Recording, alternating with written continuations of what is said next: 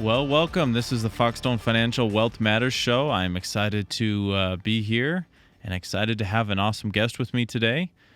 Tierney, thank you for being here. Thanks for having me. Absolutely. Well, tell us who you are and what you do. Yeah. And then let's have a discussion. Sure. So I'm Tierney. I work with Denver Agency. I'm a property and casualty insurance advisor, and I love working with highly successful individuals and families to help protect their lifestyles.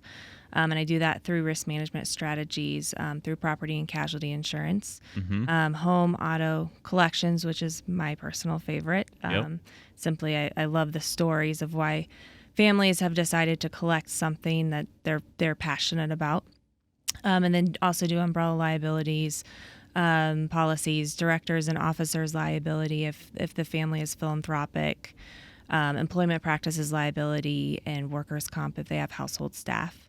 And then I can also assist the families if they have commercial needs, so if they have a business or some kind of business interest. Wow. Yeah. So what don't you do? I don't do what you do. Oh, yeah. Fantastic. Yeah. You do a lot. You do a lot. So what makes you and Denver Agency different than, your local Allstate or Geico? Yeah. The commercials that you see all the time. All the fun jingles and so we're a boutique agency, number one, so we specialize in working with highly successful individuals and families. So we really understand their lifestyle and the exposures that they face. And we have relationships with carriers that also understand the types of lifestyle that our clients have and the exposures that they oftentimes encounter. And so we're the leading provider of Chubb personal lines in the region. We also work with AIG Private Client Group, Pure Nationwide Private Client Group, and Berkeley One. And all of those carriers, again, specialize with working with that highly successful individual and family.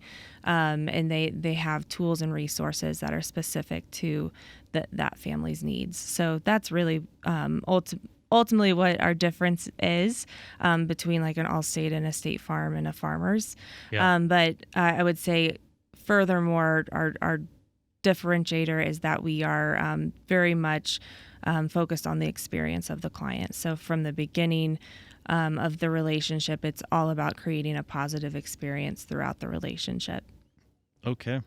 So I've heard a lot about Chubb in the last maybe year or two. What makes Chubb so different than everyone else is it's just the services, or not services, but the lines that they offer? Is that what it is? It's really the services. So Chubb is, we would consider Chubb as the Mercedes-Benz of insurance companies. And they were really the pioneer behind the high net worth insurance marketplace. And since they entered the market, then we have started to see some other competitors also jump in. But they really created that product line. And because of that, their claim service is it's quite possibly the best in the industry. We tend to see when a client has a claim that Chubb goes above and beyond to make sure that that client is whole and comfortable. Okay. So question, do people enjoy talking about insurance? No, nobody likes to talk about insurance. Okay. I was kind of surprised that you wanted to talk about insurance, to be totally honest. Well, I just wondering if it was different for you because you work in that space, that people are like, man, I want to absolutely insure this, and let's talk about insurance. No, that's not the case. Not so much. Most people just want to, get it put into place and then forget about it. Right. So most people, it seems like I work with a lot of business owners and individuals that tend to be really busy. And so because of that, they're looking for somebody like me who can just take care of everything for them and provide that simplicity to them. Because oftentimes what happens is, I think a lot of the clients, before I work with them, they've been trying to self-manage this insurance program for many years. And so they might have a property here locally and another property in Arizona and maybe something else in California, and maybe a business interest as well. And so they've been trying to self-manage all of these different insurance policies and all these different insurance agents. And so they come to me because they're busy and they just want simplicity and they want one person that can take care of everything. Yep. to me, I mean, I've got a buddy that is a farmer's agent, and he can't sell. He can only sell here in Colorado. So these people that have different houses, they're probably thinking, I need to work with an agent there, right, in Arizona and California, and so I can imagine how time intensive, or really where it's I have insurance on it and I forget about it and I'll pay it next year. But it seems like you have a more all-encompassing holistic view of how to protect them and make sure they're actually getting good protection. Yeah, because what I find oftentimes, that home in Arizona, oftentimes isn't included in the umbrella liability policy that's here locally, simply because the local agent didn't know about this home in Arizona. And so to have that holistic view of the entire insurance program, I work in all 50 states, so I can manage the entire portfolio for them, to make sure that there aren't any gaps in coverage, and again, just to provide that simplicity so they don't have a million different invoices coming in, a million different policies coming in. They get one binder with everything.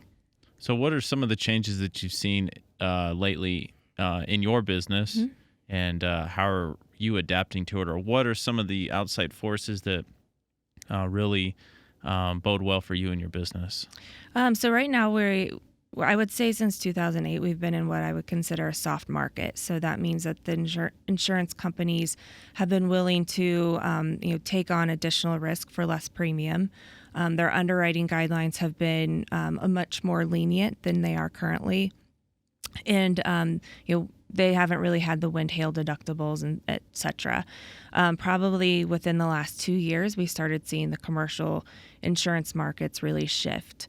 We started seeing more and more wind, hail deductibles being implemented onto the insurance policies.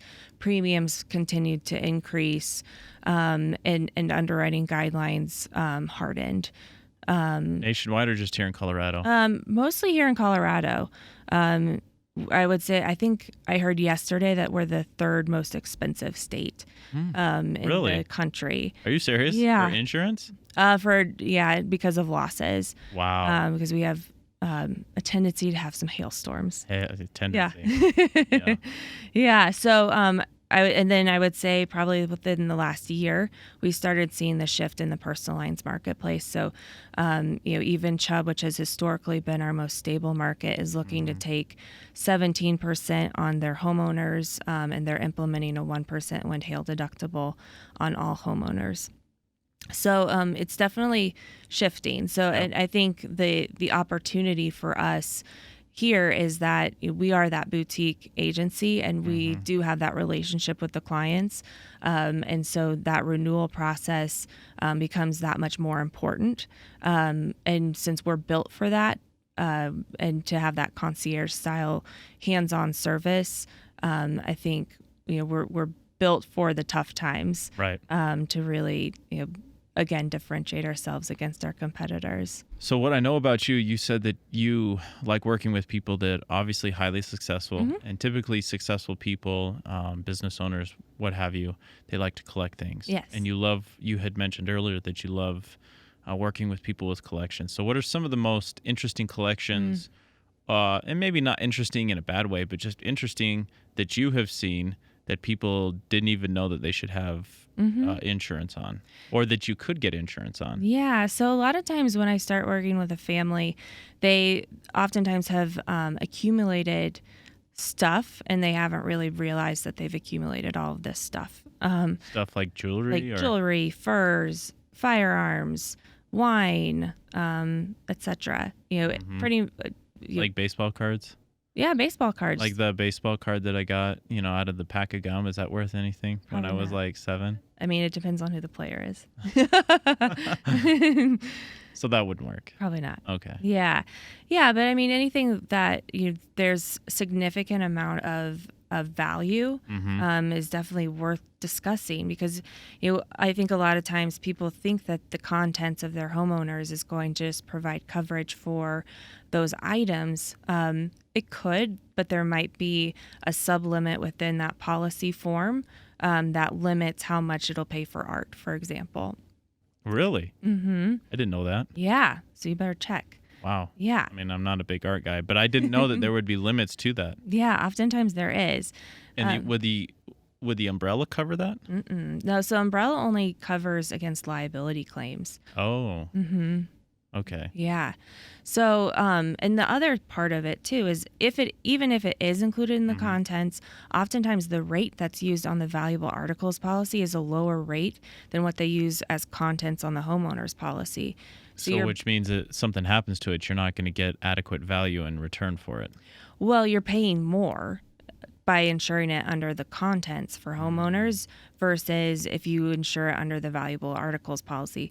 Plus, you don't have a deductible with the valuable articles policy. So there's a lot of advantages to having that valuable articles policy, even if you wouldn't consider this stuff necessarily a collection. Really? So valuable articles policy. Okay. Yeah. So, and that, I mean, are there any exemptions to that? Or as long as you say, okay, here's their stuff, and let's just say it's firearms, or let's just say it's wine or jewelry. Antiquities. Antiquities, whatever it is, that would fit into the valuable articles policy. Again, you're paying a lower rate on that. And so in firearms, I mean, how does that work? Even if they use the firearm, they could still, I mean, if they go out and they practice with it, it still can be covered. Yeah. And it should be. It should be, yeah. Yeah, oftentimes firearms, that rate is a little bit higher. Right. It really depends on what the item is as far as how the rating goes with the valuable articles policy. But it's covered. Right. So you and I had talked in the past about wine. People have collections of wine. I actually had a guy in my office couple weeks ago, and he said that they got a lot of wine. And so I asked him, I said, well, have you ever thought about insuring it? And he was like, we just drink it. So good for him. I thought the people that do have wine collections, do they not drink it? Are they drinking it? Or they talk me through that scenario where somebody would want to get insurance coverage on their wine. Yeah, well, maybe they have a wine cellar, and maybe they enjoy drinking some of that wine, but maybe they have some silver oak in there, and they have a bottle of Screaming Eagle. In those situations, it's important to understand the value of that entire collection. You can put a blanket insurance policy on that total amount that you think you have in the wine cellar, and then you don't have to keep track of necessarily hey Tierney, we drank the bottle of silver oak, like we have to remove it from the schedule. You just have like a blanket policy in place. Really? So people do get insurance on their wine then? Yeah, for sure. Really? Yeah, there's a really fun claim story from AIG actually, where let's hear it. Yeah, this man had this impressive wine collection, and the wildfire was coming towards his house in California, and so he wanted to save his wine bottles, and so he took them out of the wine cellar and threw them into the pool. Well, it saved the wine, but all the labels fell off, so basically the value of the wine was destroyed. Right. So AIG ended up covering the claim. Are you serious? Yeah, but there's no value anymore. Oh and then he probably had a pretty awesome party then. That's crazy. Yeah, right? Wow. So I wonder if his house burnt down. Yeah, I don't know that. Yeah. At least he's got his wine. Right. To get over. Exactly. Maybe his house is not there. Yeah. That's crazy. I didn't even know that story. Yeah. So tell me another interesting story that you've come across, or a recent success story. A recent success story would be I oftentimes have families that come to me, and again, they have a policy. This family in particular had a policy in Texas. The home was severely underinsured. I think it was at like $600,000, and it needed to be at like $2.5 million. Not even close. Yeah. And then they had another property over here in Arizona that was with a totally different company, and then they had their property here in Denver with a different company. And so, with that, they were missing out on number one, the credits. Right. By packaging things together, there's a lot of of cost Bundle and benefits. save? Yes, for sure. Yeah. I mean, Flo talks about it, and she's right. Yes. So she is right. She is right about that. Okay. Yeah. All right. Yeah. And so, they're missing out on some cost savings there, but, their policies also just weren't cohesive at all. And the umbrella liability policy didn't have the Texas property on there. They had a car that was in Arizona that wasn't it wasn't insured correctly. It needed to be on an Arizona policy. So, just cleaning up all of that for them. That's fantastic. Yeah. I didn't, this world is, you're right. Insurance is kind of boring. I know. Right? Yeah. And boring in that it's like, I got to pay it. Yeah. But it is a necessary evil, it's right? a necessary evil. But the point is, it's important to have the right insurance. Mm-hmm. And if you have a property that you really like, mm-hmm. multiple properties, it's really important to have the right tool mm-hmm. for the right situation. Yeah. Because if not, then you're just wasting your money. Mm-hmm. And that's, I'm sure, what you see a lot with these busy folks. Mm-hmm. They need the right tool. Yeah. And I think a lot of people, too, look at insurance, as that necessary evil. And, for a long time, insurance has been built to be this, well, we cover everything. Right. Have a low deductible. But I think we're shifting, especially as the markets are hardening.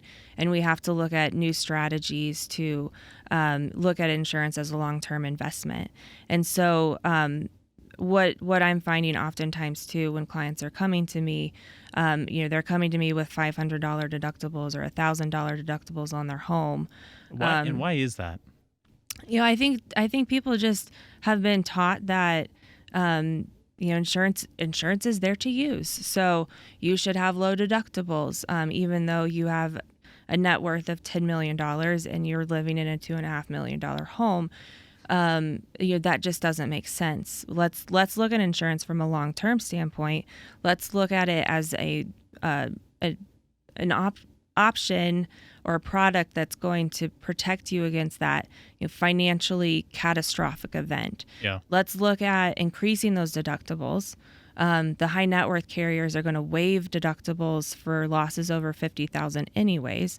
So let's go ahead and increase it up to $10,000. And it's going to save you money if you do that, right? Absolutely. And then let's take that money and apply it to higher liability limits, because that's really where your largest exposure is. With two teenagers driving, maybe they enjoy texting while they're driving. Naughty. Right. Yeah. But I mean, that's where those financial catastrophic events could occur. So let's protect against that instead of, making sure you have a low deductible. So what are some things that you don't cover? I mean, is there anything? I honestly have no idea. For sure. I mean, I came across a Love Spell website that it was very difficult to find coverage for. What? It was a Love Spell website that the client needed coverage for. I don't even know what that is, but that's fine. Okay. Yeah, so that was tricky. Yeah. And you did it or no? So I was able to find premise only liability, but it was hard to find general liability from a product standpoint when it's not really real. Not real at all. Yeah. That's like trying to get insurance on your daily horoscope. Right. How do you do that? I don't think you can. The universe loves you and the universe says you're great. And you're like, I want to insure against that. Right. I don't think you can do No. this. Okay. No, but right. I would say some of the things that you can insure via the captive, we can't. So business income, for example, I can provide that coverage for a commercial company on a commercial insurance policy, but that loss of income has to be because of a covered cause of loss. So a fire to the building, for example, whereas yours is much more robust. Yeah. Okay. There was another question I was going to ask you, and it was along those lines of things that, you do or you don't. And here it is. I just remembered. Perfect. I know I should write these things down. I know. Brilliant. It just kind of comes up in the conversation. Yeah. So if somebody has and this is my dream, is I want to own a NetJet lease type of deal, right? Yeah. I just don't know if I want to own the whole jet because I don't want to pay for. I mean, I'm not going to use it all the time. Yeah. But one can dream, right? Mm-hmm. So baby steps. Let's start with having my share of the jet. Yeah. Have you come across that where people get insurance, or is that a completely different thing like aviation insurance? I don't even know. Yeah, so we can do aviation insurance, absolutely. But if they're working with like a NetJet, for example, or international jets, those companies, you would be much better off just going through those companies to get your aviation insurance, because they already have the insurance. They do, and they have a fleet, so their economies of scale are much greater. So yeah. But what if they own their own jet? I mean, if the client owns their own jet, we can certainly help them with aviation insurance. Okay. And yachts, boats? Yep. All the above. Do all that? Oh, sure. Yeah? We love them. Nice. Yeah, we love the toys. So has anybody ever come to you and said, I need you to come see my yacht? No, but I would love that. Right? It'd be so fun. Oh, my God. I'll call you if they do. Oh. Yeah, or I want to come. You need to come, look at my plane. Perfect. So for people that have collections, and let's just say it's jewelry, or how do they have to go get a valuation of that before you guys offer the insurance? Not necessarily, no. So with the high net worth carriers, I think it's a limit of $100,000. If the item isn't over $100,000, they don't have to get an appraisal. So and I do partner with a company called Ravsten Art Group, who, if the family does want that, inventory of what they have, which oftentimes they do because they've just accumulated all of this stuff and they didn't even realize they had it. Right. So sometimes they need somebody just to come in and help them. So Ravsten Art Group does not just art. No, they do. It's a very jewelry. tricky name. I know, right? They do jewelry. They do wine. They do. I have a client with a Santa collection. Wait. Yes. I need to hear more of these stories. A Santa collection? Yeah. It's incredible. Wow. They're dedicated. I mean, their house is like a winter wonderland. Wow. Come Christmas. That is. Yeah. That's spectacular. Fantastic. Uh-huh. That's fantastic. Yeah. I couldn't live there. I mean, don't get me wrong. I like Christmas. Yeah. That's a little much. And so much work. Yeah. Yeah. Where do you store that? They have like a whole storage area for all their Santas. Like storage unit? No, it's in their house. Oh, wow. Yeah. I mean, imagine how much space that's taking up in their house. I know. It's not worth it to me. I know. Okay. But good for them. Yeah. Yeah. So, I mean, yeah. And then Ravsten Art Group can do, any of the art too. So I recommend that they change their name. Well, I think they've been around for a while. So, yeah. And they can do antiquities. All the above. I still think they should change their name. I will pass that along. You should. Yeah. Ravsten Collections Group. Yeah, but then it sounds like you're in the collections business. Yeah. I don't. Yeah. Well, we can discuss this. We'll think about that later. Okay. So, I guess the last thing is, if somebody is looking for a second opinion on their insurance, and people may be thinking as they watch this and listen to this, well, I don't have any collections. Right. I'm potentially, I don't see myself as a high net worth person. They can still call you. Absolutely. Right? They could still work with you. For sure. You don't discriminate. I don't. Perfect. Yeah. So what I do typically is an audit of people's insurance. So here's what you have currently versus here's what I recommend. And it could be you're exactly where you need to be with your current program, or it could be you've outgrown your current program. Congratulations. But here's an alternative solution that's really a better fit for your lifestyle. Okay. Yeah. Yeah. And as we say, I do work with normal people. Right. Normal people. Yeah. Right. That's perfect. I found that out. Yeah. The hard way. You do work with normal people, which is important. So somebody that doesn't view themselves as a potentially high net worth person with, at least $100,000 in wine or art or furs, no, it they doesn't don't have matter. to have that at all. No. Right? You Right. can still help them. You can still protect them and get them the coverage that they need. Yeah. And a collection is it could be, just a handful of necklaces or rings. There's no valuation that dictates that this is a collection now. Okay. So if somebody wants to get a hold of you, what's the best way to do that? It's usually via email or phone. We do have a lovely website, www.denveragency.com. Okay. But that doesn't go directly to you. No. That's just to your firm. Yeah, that you so work with. probably email is the best, or my phone number. My direct line is 720-257-7947, or my email address is Tierney, T as in Tiger, IER, N as in Nancy, EY, at denveragency.com. Perfect. So if you are looking for a alternative, potentially better source of somebody to help them with their insurance. And again, I think that that's important that you have, listen, you've been in the industry for a long time, right? You've got a lot of clients. You've built a really good business.